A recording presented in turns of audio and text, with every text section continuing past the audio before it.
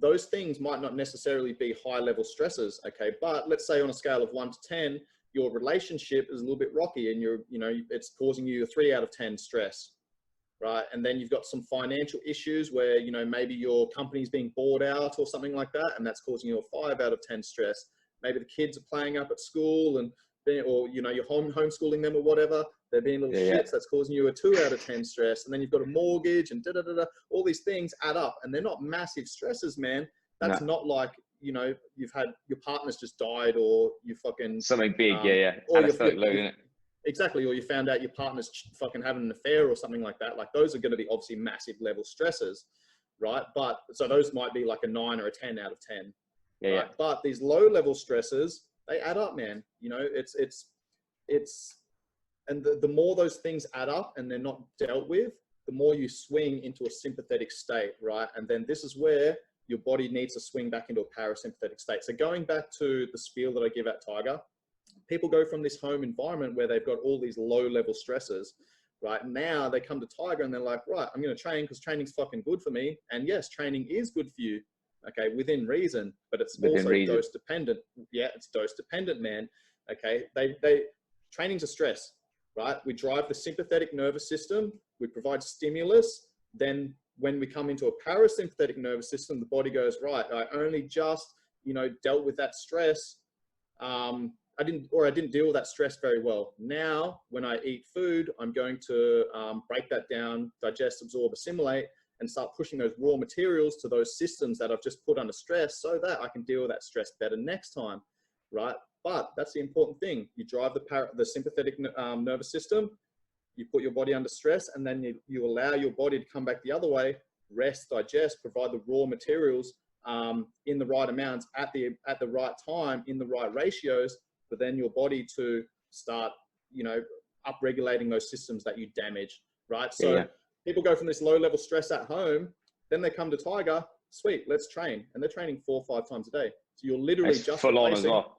Dude, you're literally just replacing one stress with another stress. Your body does not understand the difference between a real threat and a perceived threat, right? So let's think about this. If, evolutionary speaking, again, the sympathetic nervous system is essential for short-term survival. So you're walking along, a fucking lion comes out of the jungle, right? You get this physiological cascade. Pupils dilate so you can see better, muscle tone increases, blood flow increases, respiratory rate, heart rate, et cetera, okay? Fight or flight, boom. You bail out, you get to a safe place. Now, everything's jacked up. Right? Now when your brain goes, all right, cool. Now you're in a safe space. Let's go back the other way. Okay. You only just outran that lion. We need to make you bigger, stronger, faster so you can deal with that better next time. Next time food comes in, let's start, reinforcing these systems that are going to allow me to deal with that stress better next time. Right. So it's an evolutionary response. It's absolutely essential for short-term survival. Right. But the rest and digest parasympathetic state is fucking critical for long-term survival. Right. The problem is that this day and age that we live in, right, that's a real threat. This day and age that we live in, we've got perceived threats everywhere.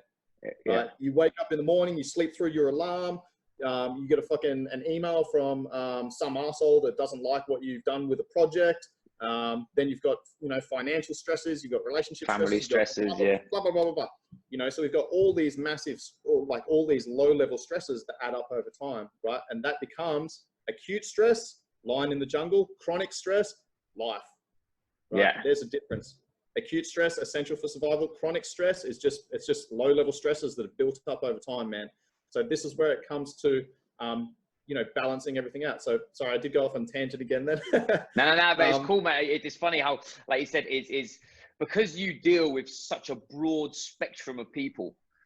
It's really interesting to hear your philosophies on actually what you're considering, because a lot of people would associate you, so everyone thinks strength and conditioning is American football, MMA, smash, grab, hammer. Yeah. Where comes down to the conundrum of it depends, which is it depends on so much variability on the shit that you need to be getting done in the parasympathetic side of things, your life, rather than everyone who I put this question on Instagram to ask you questions, and most of them are training specific stuff like how many strength and conditioning sessions should an amateur fighter be doing? How many what exercises should they be working on? What sort of this? Depends. Whereas it depends. But the bigger picture of it is what are your protocols to get away from being in that heightened state the whole time? So the guys that I deal with 2 international fighters who fight for Singapore, but they're 20 years old.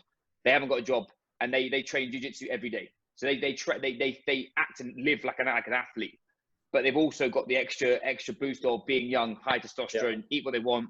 They're lean, they're fucking strong, whatever. The normal dude who's 40, who competes in the Masters, is got so much more other shit to get right before he worries about his training. And it's funny how you put this, and it's also really wicked to see how you're packaging that